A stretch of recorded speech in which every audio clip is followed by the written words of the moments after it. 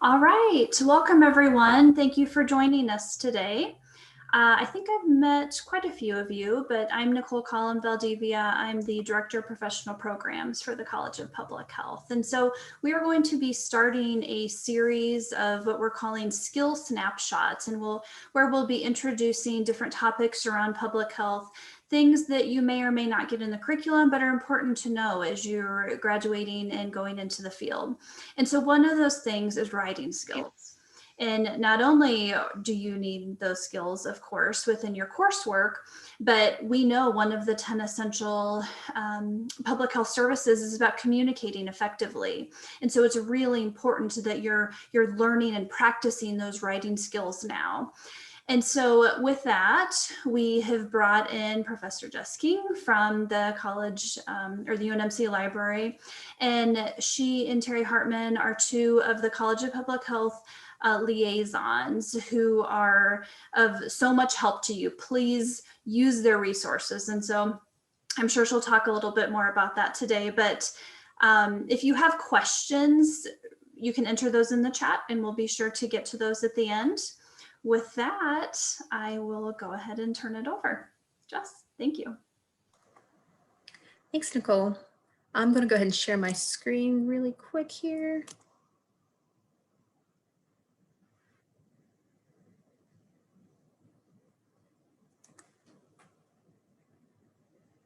Is that coming through okay? Yes, it sure is. Okay, great. Okay, so hello, my name is Jess. Sorry?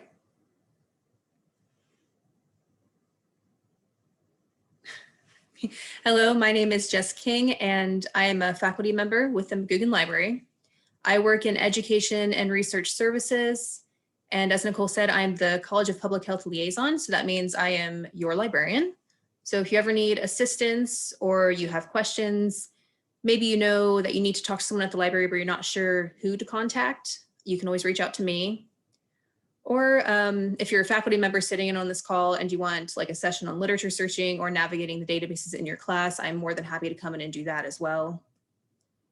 Or if maybe you just have a literature search and you're having trouble with it, again, reach out to me. I'm more than happy to meet one-on-one with you. That's kind of the fun part of my job, is helping people do those types of things. So I am your person. I'm also one of the library's liaisons for our international student population.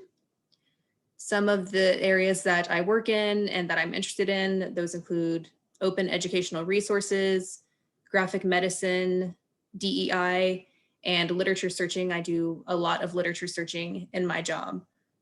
With me today is also my very knowledgeable colleague, Terry Hartman. You may or may not know her. If you're faculty, you definitely know her. Terry, do you want to introduce yourself really quick?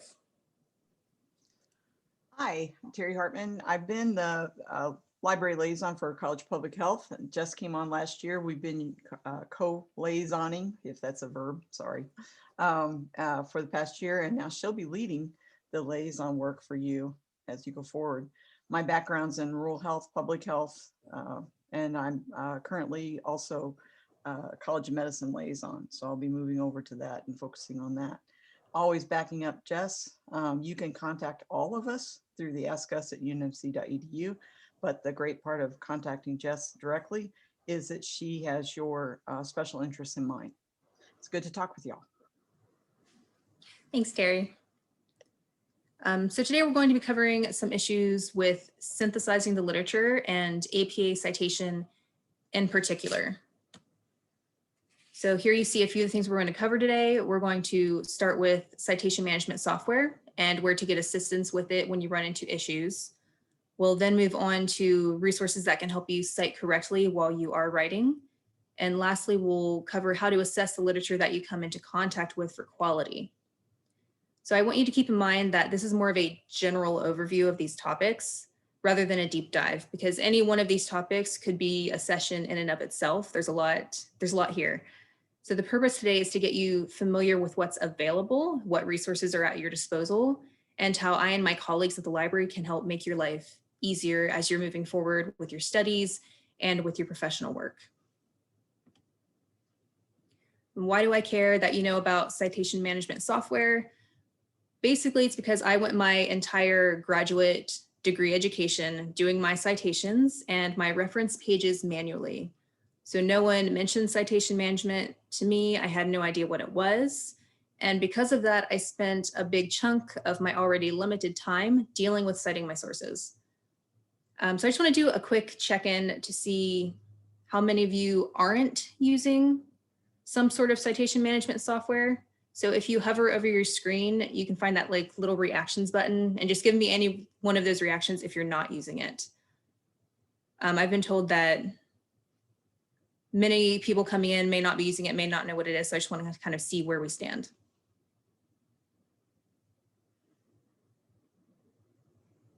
Okay, well, thank you. And for those of you that are already using citation management software, kind of bear with me through this part of the presentation. So what are some of the benefits? It saves you time. It decreases mistakes in your citations. It keeps all of your references in one spot and they're easy to export and import. For example, you can directly export references from the databases and from Google Scholar into your account. You can quickly insert in-text citations while you're writing. You can quickly create a bibliography reference page. It will do that for you so you don't have to. You can share your citations with the colleagues that you're working with on whatever project you're doing. There are numerous output styles available. So while today we'll be talking mainly about APA, if you run across one, say you're submitting to a journal and they require a different type of style, you can find that in the data and the citation management software. An example I had a couple of months ago, someone was submitting to scientific report, which requires the nature referencing style. And there's not a whole lot of information out there on that particular style. There's not a lot of guidance. So what's good with the citation management software is that you can just pick it from their output styles and it will do it for you. It's great when there's no guidance out there. You can also delete duplicate citations easily using this software. So it saves you a lot of time in that respect. And we're not going to charge you money to use these. The cost of these are already included in your fees. So as long as you're at UNMC, are associated with UNMC, you're going to have access. And you have 3 different options here, and those are RefWorks, EndNote, and Zotero. Now we have a library guide for each of these that has information on how to get access to them, importing citations, information on inserting in-text citations while you're actually writing. So for RefWorks, that's called Write and Cite. For EndNote, that's called Cite while you write. They also have information on how to create the bibliographies, set up your account. There's various tutorials in these and on the features that are in them and troubleshooting tips. A question I get asked a lot is kind of which one's the best one. And there's not really a best one, in my opinion. What I find is that most people stick with the one that they came into contact with first. So for me, that's RefWorks. It's the one I saw first. I'm the most used to it, so that's the one that I use. And I'm going to exit out of this here and just take you really quick to the guide so you know where they live. This is the library homepage. It's unmc.edu/library. So to get to the guides, you hover over Guides and Tutorials, click on Research Guides. And if we scroll down to the bottom here, you'll see the 3 guides that we want. So there's Zotero Tips and Training. There's RefWorks Tips, Tricks, and Guides. And then we have EndNote. Now, this is what the RefWorks one looks like. You can see there's a lot of stuff that I already mentioned. There's guides, tutorials, FAQs, different information on how to import from places like PubMed, EBSCO databases, how to create your citations and bibliographies. The EndNote one looks very similar, the way it's set up. Now, a difference with EndNote in comparison to RefWorks and Zotero is that RefWorks and Zotero you can set up on your own. EndNote, you have to request an installation. So again, the cost of it is included in your fees. We're not asking you to pay anything up front for it or anything like that, but you have to request it. So the way to do that is to go to the second page here. And if you scroll down a little bit, you'll see this request form, and you can use this to request either a new installation, or if you already have it and you're just looking for an upgrade, you can do that as well. It's the same form. Then Zotero. I will say Zotero, I've never actually used Zotero before. It's not one I'm overly familiar with, but Cindy here is very knowledgeable. I have no doubt that she knows all of the ins and outs of this. And her guide here, I know she has this training guide and a bunch of different tips here. The difference between Zotero and RefWorks and EndNote is that Zotero is a freely available bibliographic program. RefWorks and EndNote do cost money. It's just we're not charging you because it's already in your fees. So it's free for you while you're here at UNMC, but Zotero is just free.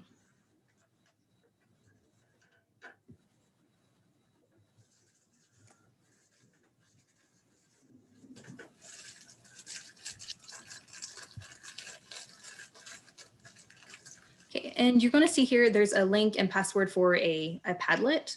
So the Padlet contains my contact information. In case you forget where to find it or you don't know how to get in contact with me, there's also a list of helpful links on the information that we're covering today. So anything that we link out to that I actually show you is on that Padlet as well. And there's also a couple of questions that we're going to be going back and forth and checking in with. And Terry is going to throw the link and the password to the Padlet into the chat. For those of us who are here live today, for those of you who are watching the recording, you can pause it here and take the link and the password and navigate to the Padlet that way. It will remain active. So you can still use it and get to it. So what I want everyone to do now is we're going to navigate to this Padlet and comment on the 2 questions listed on citation management software. I just want to see how everyone is feeling about what we're covering. We'll check in with this a couple of times throughout this presentation. And this is just for me for future reference, for future instruction, basically. And I'm going to show you what it looks like really quick before we go to do that. So here's the contact information box. There's my email, my appointment link, my phone number, and there's also the information for Ask Us.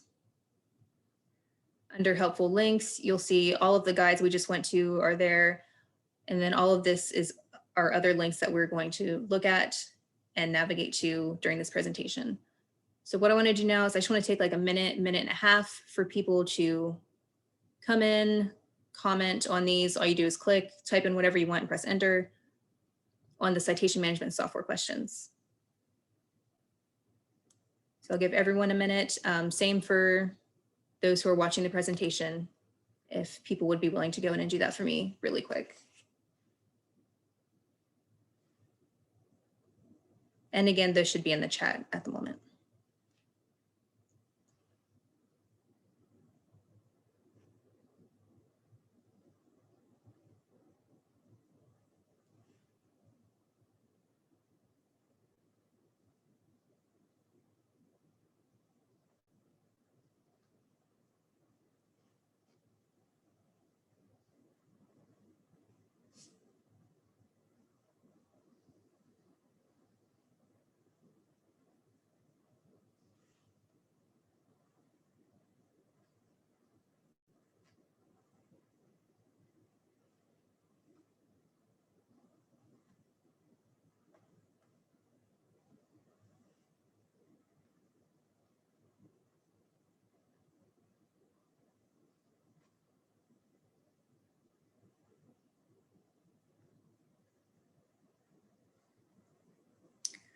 Okay, moving on. And again, the Padlet is still going to be there, so you guys can go back at any time.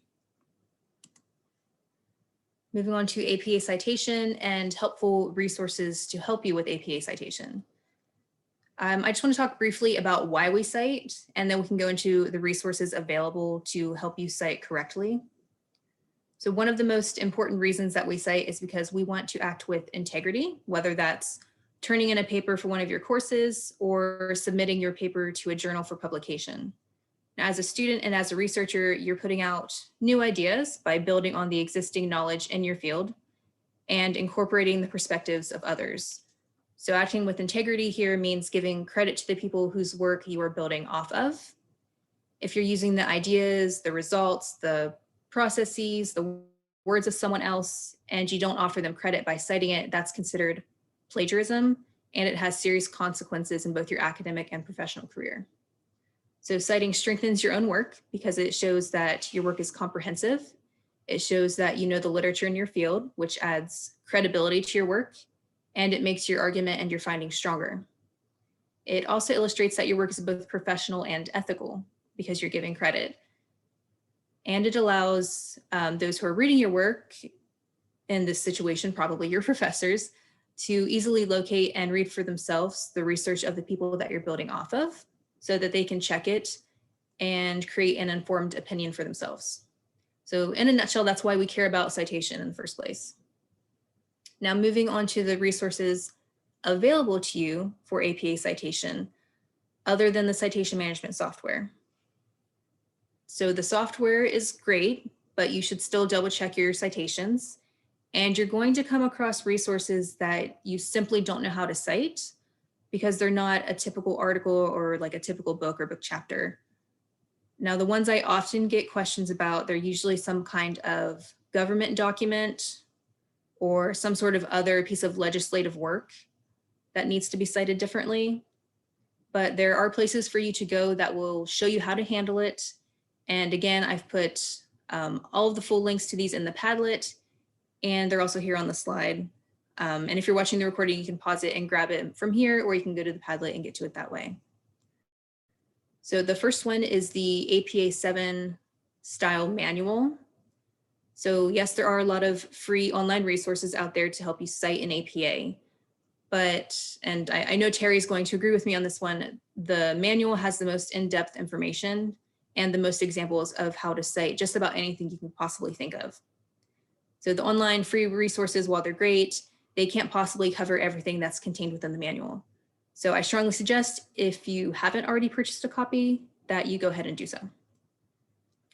Now, the last three listed on this slide are free online resources. So the first one, we have the APA Citation Library Guide. We also have the APA website, and we also have the Purdue OWL website. And we'll go to each of these really quickly. So again, if we were at the library homepage to get to that guide, guides and tutorials, research guides, and it is the APA Citation Format Styles Guide. On the front page here, you see last year, we switched from APA 6 to APA 7, so that's an updated version of APA. This front page shows the kind of the major changes that happened and gives examples of those. And when you're looking at this guide, make sure you hover over this to look at the other examples here, particularly the other resources option. This is where a lot of the tricky citations live. So if we scroll down here, we do see some of the government document examples, so executive orders, statutes, how to cite the US Constitution. Further down the page, we have TED Talk videos. We also have different social media outlets, Facebook, Twitter, Instagram. And there's even a section here showing you how to cite personal communications.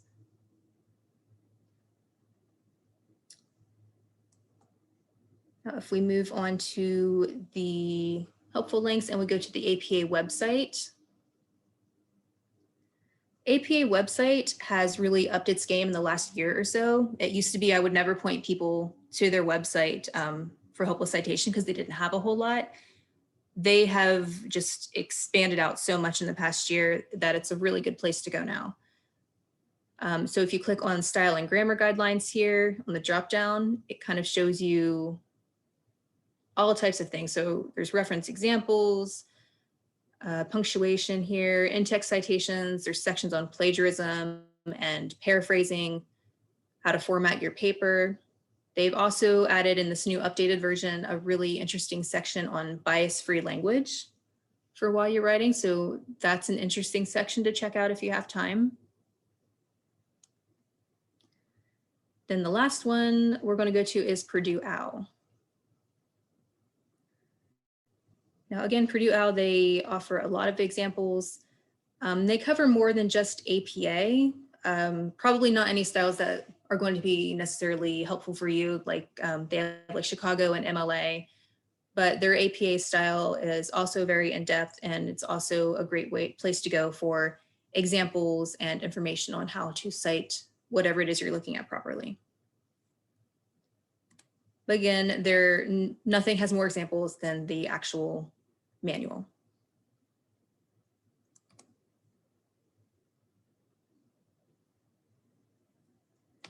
So I just wanted to give you a quick example. I'm sure you've already seen it before, but this is what APA 7 looks like.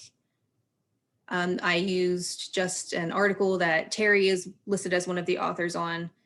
Up at the top, you'll see the in-text, the parenthetical, what it looks like, the narrative, what it looks like, and then down at the bottom is the full citation that would go in your reference list or bibliography.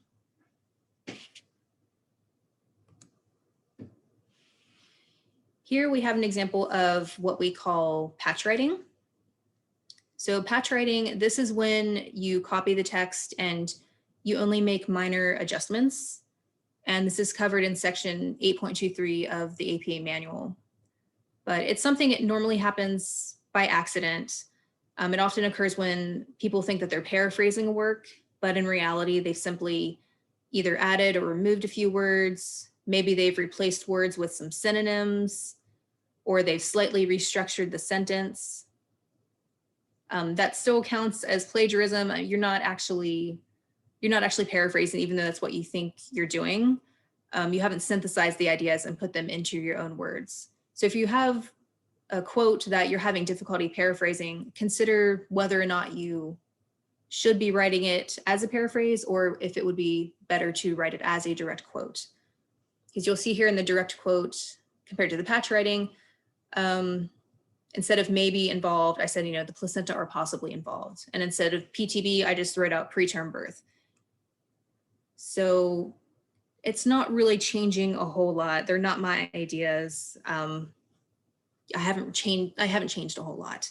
And also in the patch writing, I didn't cite it either. Even if you're paraphrasing, you still need to be citing your sources. So that's plagiarism. And then speaking of direct quotes and paraphrasing, here's a handy little chart I got from my colleague Kim Harp about when it is best to paraphrase and when it is best to use a direct quote. I'm not going to read those off to you, but it's just a helpful little chart to kind of understand the differences. So if you're paraphrasing, you're restating someone else's ideas in your own words, and you're kind of building off of it. And it's important you know which one to use. So in your paper, you really should be paraphrasing more so than you are direct quoting. As a paper that's made up solely of direct quotes, or it has just an obscenely large amount of them, that kind of implies you don't understand what it is you're basing your arguments or your research on, and that you don't have the skills to synthesize the literature that you're using to ground your work. So coming up, we're just going to do another quick Padlet check-in. Terry, if you could throw the link and the password in the chat again for me really quick, that would be great. Go ahead and navigate to the Padlet, answer the 2 questions listed on APA citation resources, and we'll just take about another minute and a half here to give people a chance to go there and answer those. And again, for those watching the recording, the Padlet is there for you as well.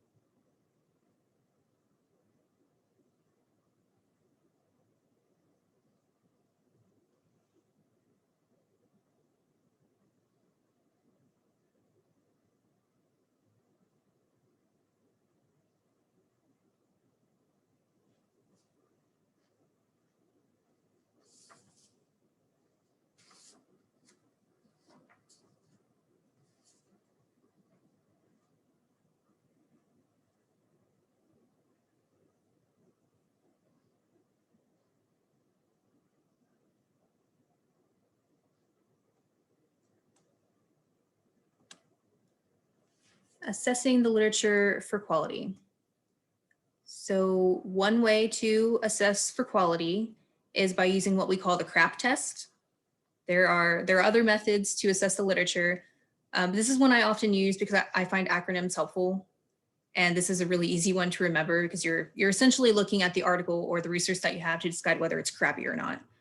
So it's a good resource. The CRAP test is going to help you ask those questions and figure out whether or not you can feel at ease using the resource. Do you trust the article? So there are a lot of questions that you can ask when assessing for quality. And the purpose of this CRAP test is to help you remember the types of questions you should be asking. So the first part of our acronym stands for currency. So what is the timeliness of the information? Relevant questions here could include, when was the information created? Have there been any revisions or updates? Is the information out of date for your topic? And that really depends on what it is that you are personally working on. So if you were a historian, you wouldn't care that you had an article from 1941 because that's a primary source for you and you're probably really excited about that. Working in healthcare though, if you are trying to improve direct patient care, you might want something that's within the last 5 years. You don't want something from 1941. So those are the types of things you need to be thinking about. So do you want the last 5 years? Do you want the last 10 years?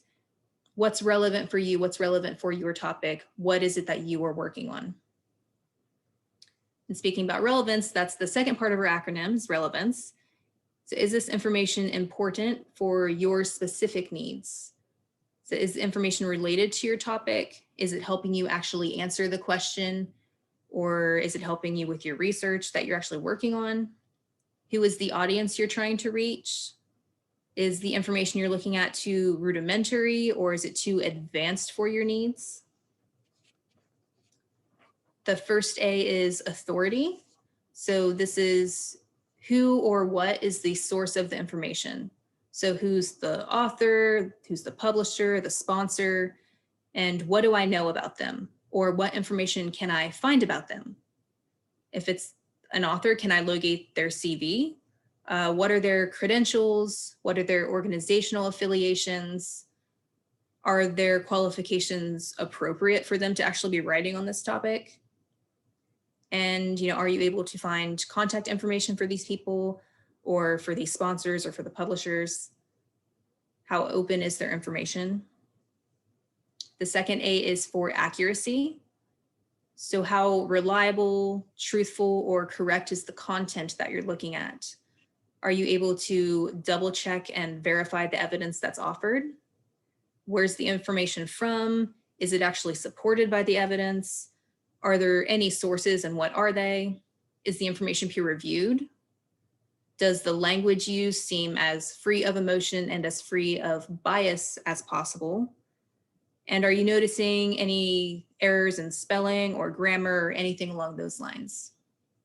And the very last part of our acronym is purpose.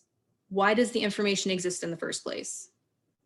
So is the purpose of it to inform and teach? Are they trying to entertain? Are they attempting to sell you something or trying to persuade you to their point in an argument? Who is the intended audience for the information that you're looking at? Does the author, sponsor, publisher, whoever it is, make their intentions and purpose clear? And is this a fact? Is it stating facts or is it the author's opinion or like their informed viewpoint? Are there any biases or are there any potential biases present? Like maybe they have an affiliation with a political ideology or religious or cultural or some sort of institutional ideology. These are all questions that you should be thinking about when you're looking at the article or resource that you have. Okay, so we're going to talk about that just a little bit. So this is a fairly simple example. Once you see it, you're probably going to know right away whether or not you would use it. But let's pretend that you're interested in intimate partner violence that has taken place during the current pandemic. So during COVID-19, and you find the following article. And Terry, could you throw the article in chat if you haven't already? the link to that. So it's a, like I said, it's a fairly simple example, but if you guys can take a couple seconds here to look at that, and just a few people unmute yourselves and tell me whether or not this is a crappy article for your purposes. And even though it's a simple example, we'll try to use an example from the CRAP test and the questions there that explain your reasoning. And I have the acronym listed there as well.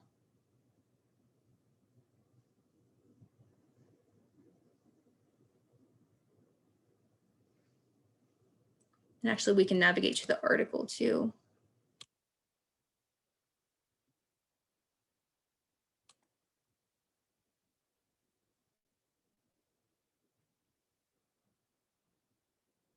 Does anyone want to unmute themselves and tell me why you would or would not use this and kind of what questions you're asking yourself?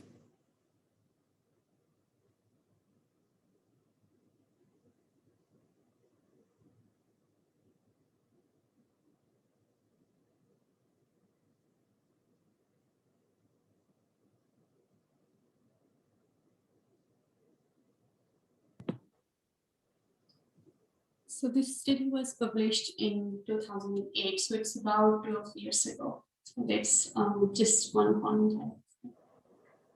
Right, so yeah, definitely the currency is one of the things looking at because we're interested in COVID-19, which was not around in 2008 when this article was put out. So yeah, it's a great example. We have maybe one more person that sees something.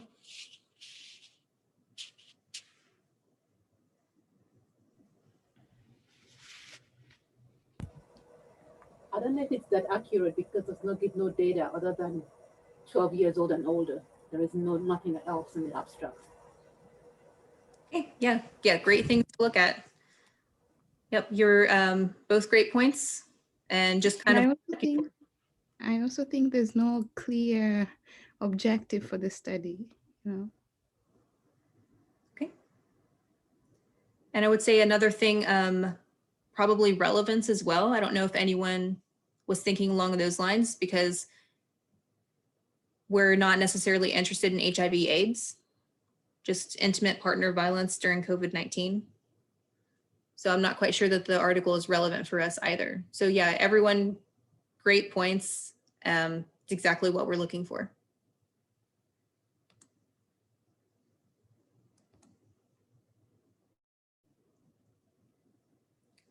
Okay, and then this is our last Padlet check-in, I promise. Terry, if you throw those, the link and password in there again. So just answer the two questions that are on assessing the literature. It's the same deal. We'll just take about a minute and give people time to answer those. And then we'll come back and do a quick wrap up or start to wrap up.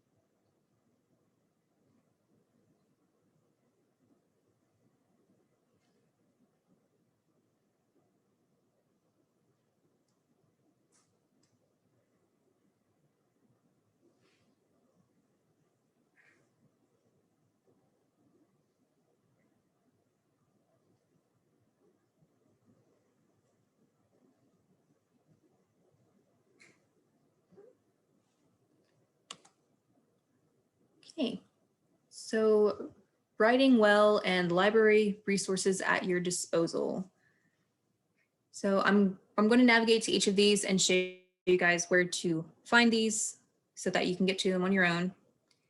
But one of the things available to you is Grammarly. We're also going to look at literature search request, how to get writing assistance with the Writing Center, and interlibrary loan as well. And links for all of these are again on the Padlet.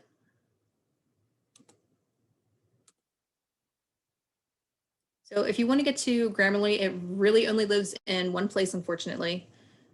So library homepage, go to resources,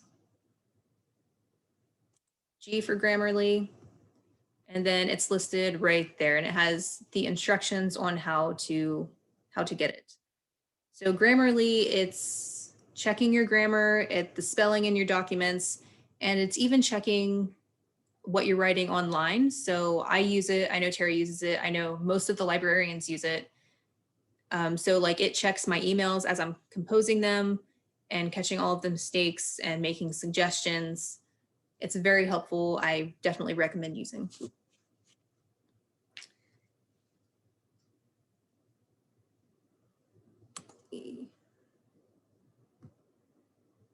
Literature search request. Again, I just wanted to show you that these are here on the Padlet, the last 4 on the Padlet. But if you wanted to get to that from the library homepage, you would hover over services, search request, and then there's a search request form that you would fill out with your information and submit. What I want you to keep in mind with the search request form is that as a student, if you are submitting this, you are actually asking to meet with a librarian one-on-one. So you are asking for an appointment. As a student, we're not going to do your literature search for you because that is your job as researchers and as you're working through your coursework. But what we will do is we will meet with you one-on-one. We will help you with your search strategies. We will help you get into the databases and get those to work for you. Help you understand the controlled vocabulary, like Boolean operators, just how to put your search together. We can help you with all of that, but we won't actually do the search for you and send you the results. So just keep in mind, if you are submitting that, you're asking to meet with us. Another service that is helpful is the Writing Center. So hover over services, go to Writing Assistance. So the Writing Center is actually not something that is staffed by the librarians. This is staffed by the UNO Writing Center, and we were so happy to have them there. They're very helpful. So to make an appointment, make it online right here. Or if you scroll down, you'll see what types of projects they'll help you with, what they can provide assistance with while you're writing. So as you're working on theses and dissertations, scholarly articles, maybe you're just working on a course paper, they can help you with all of those. And they'll help you improve your grammar and writing style and basically just become a better, more confident writer. And the last one I'm going to show you is the interlibrary loan. So you have our services, go to order articles and books. And I'll actually log in here to show you what it looks like. But you might come across an article in the database or maybe in like Google Scholar, and the abstract just sounds perfect. It is exactly what you were looking for, but the library doesn't own it, and there's no free text link for you to get to it. You can request it and we can get it for you from any corner of the world. It doesn't matter if it's, an article in Germany, we can get that for you. So you would come in here and you can make a request this way, or if you're in the database, there's a get it at UNMC button that you would click and it would fill out the information for you and you would just really have to submit it. Normally, if it's an article, you get it pretty quickly. I will say, you'll see I have a book checked out here. I find that books take a little longer, but for articles, I've submitted a request and had it within 10 minutes. Typically, I would say the time frame is about 48 hours.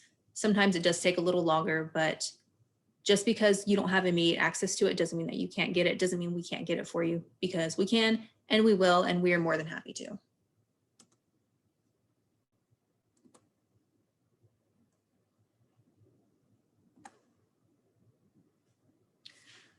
Okay, so here's my contact information. Again, it also lives on the Padlet.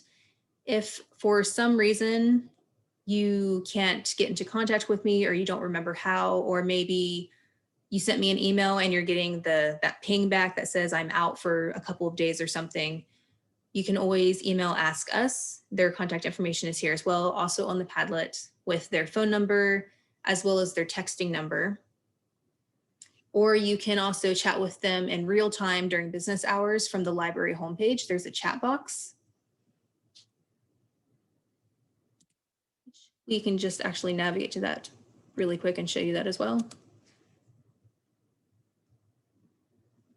So you could just enter your question in right here. It's during business hours and someone will answer you immediately. If they can't answer your question, they will send it to someone who can. So it would it'll get triaged to who it needs to. And also I want to show you one last thing. If you want to make a one-on-one appointment with me, that link does live in the Padlet. But there are a couple of steps involved. So when you get to this page, select the Education and Research Librarian Consultation.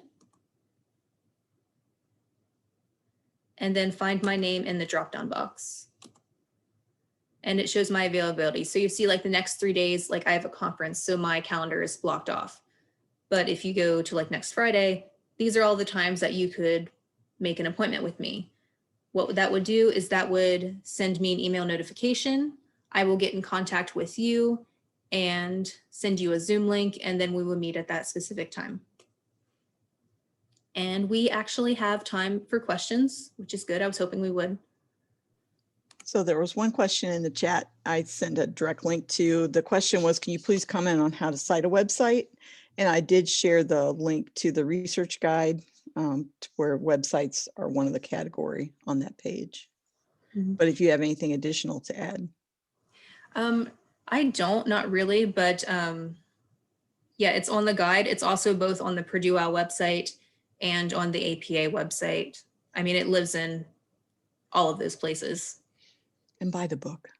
Yeah, and the book. Treat yourselves to the book. I have the book.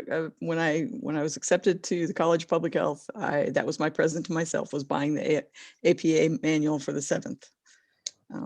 It's a wonderful thing to have. Did anything else come up in the chat, Terry? Not yet. Or people could unmute themselves if you guys have other questions. It was kind of a lot of information, but like I said, it's a general overview. We just want you guys to have the information and know where to go when you need it.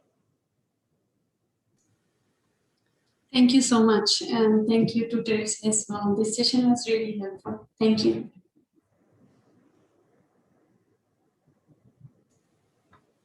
Well, I will throw out a question while folks are thinking. So we have quite a few of our MPH capstone students who do systematic reviews for their capstone projects. Are there resources available at the library to either guides to assist them or something like that? Absolutely. There actually is. Let me navigate to the right spot here and then I can share my screen.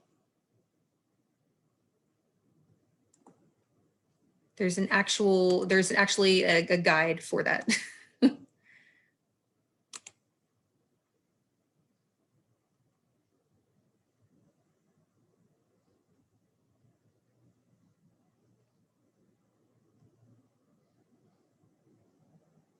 it is.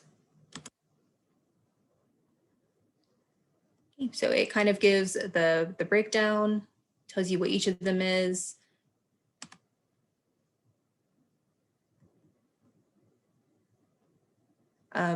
Nice little graphics, kind of like, because sometimes when we get requests for systematic reviews, once we meet with them and talk to them, we realize they're not actually looking for a systematic review. They're kind of looking for a different type of review.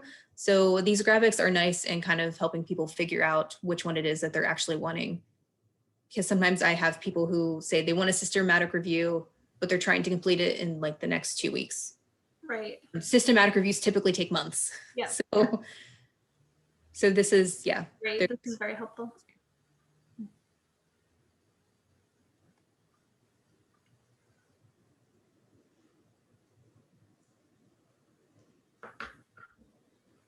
Any questions from anyone else?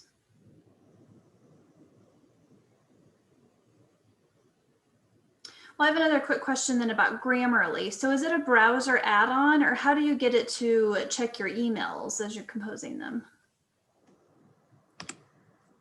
Let's see.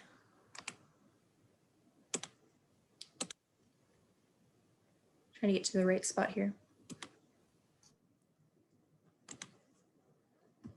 And Terry, you can jump in as well if you want, but So I don't do that. I just go to the Grammarly site, drop my Okay. text into it and do the other, but I do know that there's an add-on that you can add to your Word and there's an add-on to add to Outlook that it will check. But I have other issues going with my computer. So I tend to just drop my information into Grammarly. It is wonderful.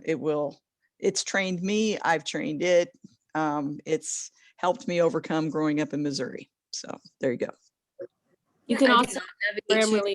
every time. I just have the add-on and it just checks everything automatically. Yeah, you can add it onto your browser, so it will check everything you type online. Yeah, I think I go to the site because I like to be able to say if I want to have formal or business language, and I'm not sure how to customize the add-on at any one point. I'm not always speaking in the same voice in my emails. So on my papers and stuff, I like to be able to drop the information into the website, and it's very, very, very useful.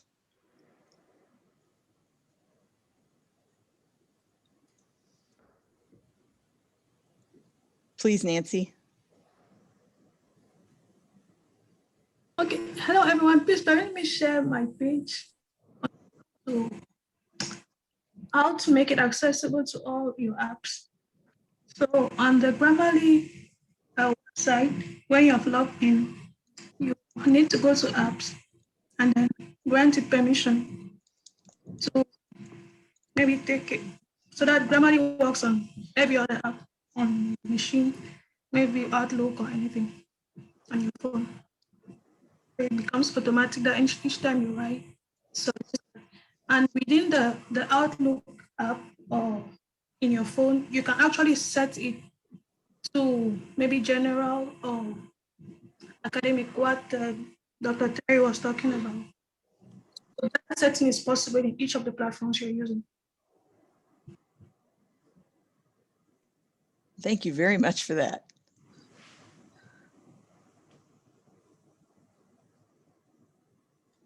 Anyone else have anything, or maybe anything that isn't quite clear that you want to talk about a little more?